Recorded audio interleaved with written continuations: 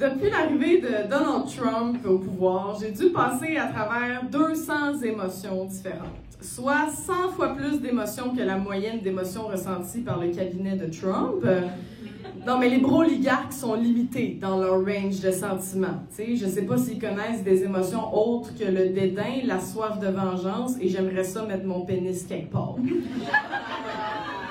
Le jour des élections, j'étais pas surprise du résultat. J'étais déjà résignée. J'avais gagé la défaite des démocrates avec un ami en juin, puis j'ai gagné. Fait que j'étais contente, je me suis fait 100 piastres.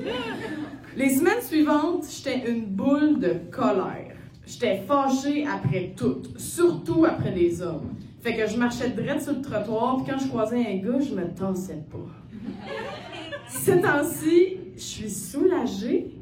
Enfin, je me sens pas gaslightée par l'ensemble de la société parce qu'il se passe exactement ce que j'avais toujours dit qu'il allait se passer. Pendant des années, j'avais l'impression d'être une sorcière avec les cheveux hirsutes sur le bord de la rue qui crie « C'est la fin du monde! Les nazis sont parmi nous! Hein? Les forêts vont brûler! Denis Coderre va jamais s'en aller! »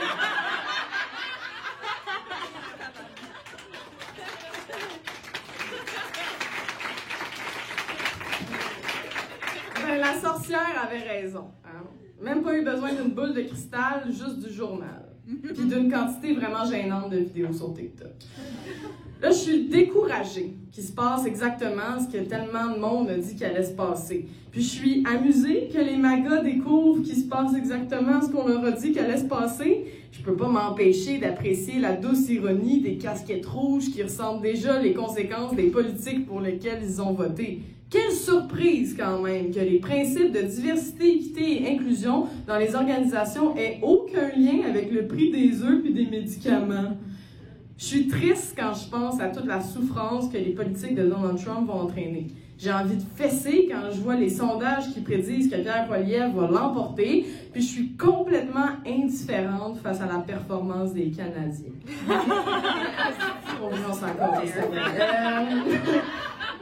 L'avenir me donne de l'anxiété, de l'espoir, du dégoût, de l'appréhension, de la curiosité, puis la grippe aviaire qui se propage un peu partout dans le monde, ben j'aime mieux pas trop y penser. On est une gang à vivre toutes sortes d'affaires tout en même temps. Sauf ceux qui sont dans le déni. Eux autres me donnent des relents de la pandémie. Tu sais, les mêmes qui partaient 15 dans un chalet dans le bois le 13 mars 2020, t'annonces aujourd'hui fièrement qu'eux autres, ça va de skidoo? Dans 2 semaines, ils descendent en Floride dans leur nouvelle Tesla puis ils viennent d'investir toute leur REER dans un poulailler. Tout ça, ça me fait penser à la COVID. Je me demande pourquoi on n'a pas appris de nos erreurs. Trump, c'est une marde. L'économie locale, c'est important. La solidarité internationale, c'est crucial. Puis c'est vraiment pas si dur que ça, faire son propre pain. Je pense que la pire erreur pendant la pandémie, ça a été d'essayer de courir vers une normalité qui n'existe plus. Il faudrait peut-être faire maintenant ce qu'on n'a jamais vraiment réussi à faire depuis 5 ans, puis c'est de faire notre deuil. Le deuil d'avant, le deuil de 2019. Ça sera plus jamais pareil, puis c'est correct, c'est la vie. Ben, c'est grave, là, ce qui se passe, puis il faut résister, mais c'est la vie. L'humanité, c'est fucked up. Depuis 70 ans en Occident, on vivait dans un confort surréaliste qui existe juste parce qu'on exploite la planète puis son monde puis la ballonne a pété. Il va falloir faire notre deuil puis traverser l'angoisse. C'est normal d'en vivre, mais il faut se rappeler qu'il ne faut pas se noyer dedans. On ne peut pas vivre avec le cœur qui nous pompe dans le chest 24/7. On n'est pas des musaraignes. 1000 battements par minute, cette petite bête-là. J'aimerais ça qu'on se rappelle de vivre, de continuer à exister, à s'amuser, que c'est important de résister, de travailler fort pour alléger les souffrances, mais de garder en tête qu'il ne faut surtout pas s'enfoncer dans un marasme politique.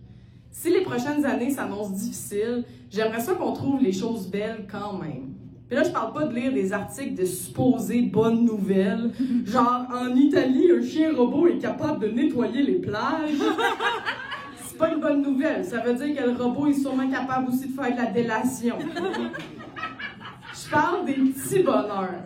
Des petits bonheurs comme le silence d'une tempête de neige, flatter son chat, courir avec son chien, manger un bon repas, parler à un ami, faire l'amour, éternuer alors que t'étais sur le bord de le perdre. Je parle de faire la paix avec les émotions conflictuelles et les joies weird dans cette époque weird. Comme profiter d'un souper même si on n'a pas hâte de voir la facture. D'être fier de recycler même si on sait que fuck all est recyclé. Fermer son cellulaire pour limiter son temps d'écran quand on réalise qu'on est dans la même position depuis 1h15 puis qu'on a les yeux qui sèchent. De profiter du soleil quand il va faire beaucoup trop chaud par rapport en février. Puis d'être contente d'avoir tenté un changement capillaire, même si on le regrette amèrement. Parmi toute la gamme d'émotions qu'on vit en ce moment, j'espère qu'on va se rappeler de cultiver de l'espoir et du bonheur, parce que ce qui s'en vient est épuisant. Ça l'est déjà. Oh yeah!